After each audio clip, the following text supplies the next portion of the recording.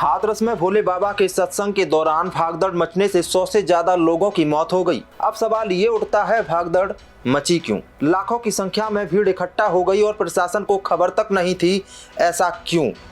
और ये नारायण साकार हरि उर्फ भोले बाबा कौन है?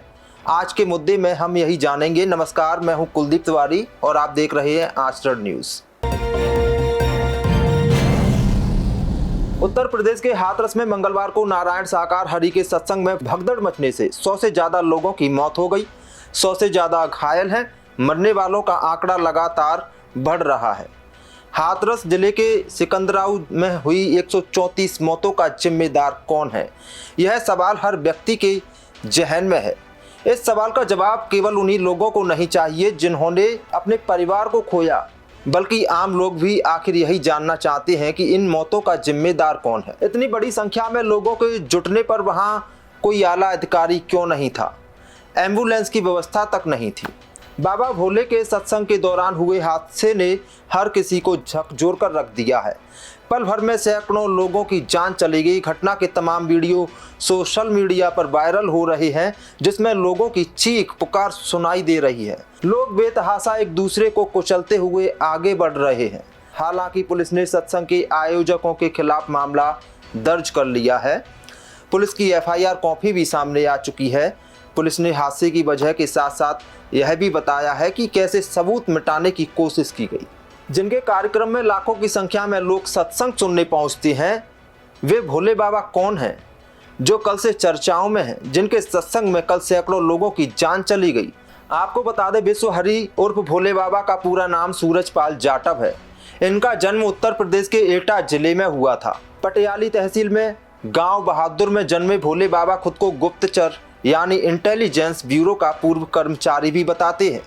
दावा है कि 26 साल पहले बाबा सरकारी नौकरी छोड़ धार्मिक प्रवचन करने लगे। भोले बाबा के पश्चिमी उत्तर प्रदेश सहित उत्तराखंड, हरियाणा, राजस्थान, दिल्ली समेत देश भर में लाखों अनुयायी हैं।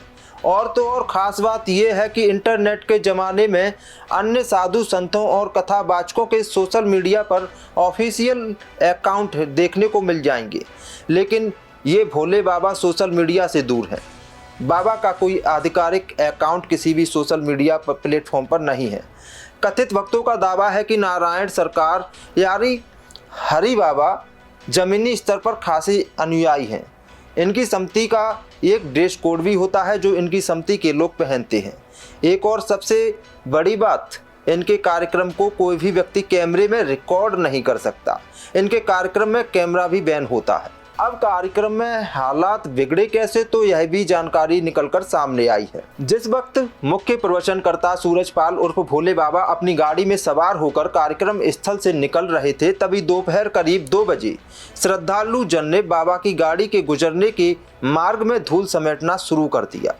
कार्यक्रम स्थल से निकल रही लाखों श्रद्धालुओं की बेतहाशा भीड़ के दबाव के कारण नीचे बैठे झुके श्रद्धालु दबने कुचलने लगे और चीख पुकार मच गई। GT रोड के दूसरी ओर लगभग 3 मीटर गहरे खेतों में भरे पानी एवं कीचड़ के बेतहाशा दबती कुचलती भागती भीड़ को आयोजन समिति एवं सेवादारों द्वारा अपने हाथों से डंडे लिए जबरदस्ती रोक रहे थे, जिसके कारण भीड़ का दबाव बढ़ता चला गया और महिला, बच्चे एवं पुरुष दबते कुचलते चले गए।